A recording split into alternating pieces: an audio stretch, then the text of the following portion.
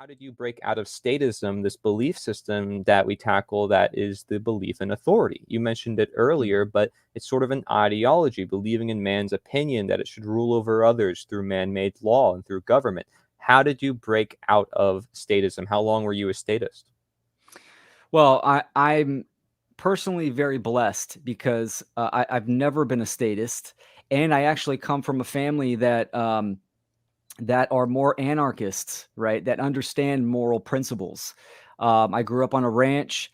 My dad. I come from a split family, but my stepmom has pretty much raised me and had good relationship with all my parents. But they were very firm on doing the right thing, no matter what.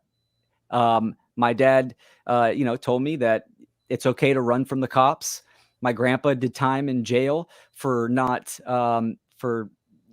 giving up his money, his fruits of his labor to the slave masters of that day. And so I come from a family where they see the wrong. They understand the system is wrong, Wow. and that had a huge impact on me growing up. Even going through public school, I could see it was like a big joke. It didn't have validity to me.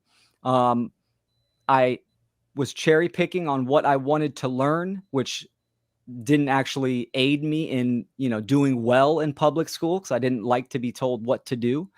But my awareness gained when I had my child ultimately.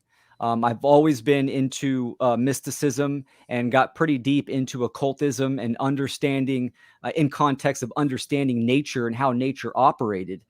It wasn't until a few years later that I actually started to apply this information to the world and get a good grasp of the current human condition. If you ask my parents, do you consider yourself an anarchist and stuff like that, they would probably say no. But those are just labels. Right. What's the principle and the action behind it? And that's what was instilled in me as a young age. So as I got older, I recognized how I was raised, and especially having a daughter, this flipped the script, and I had to change myself and the moral obligation to speak out as well.